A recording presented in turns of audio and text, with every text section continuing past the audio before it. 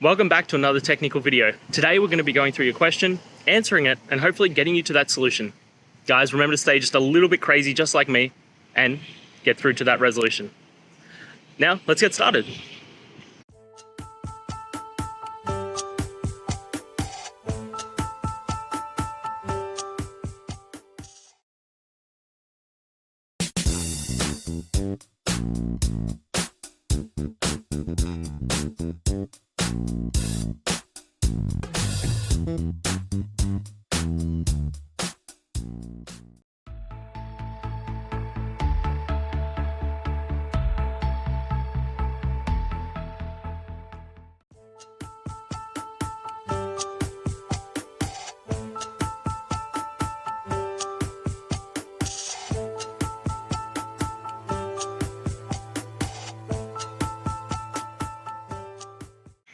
And that's it.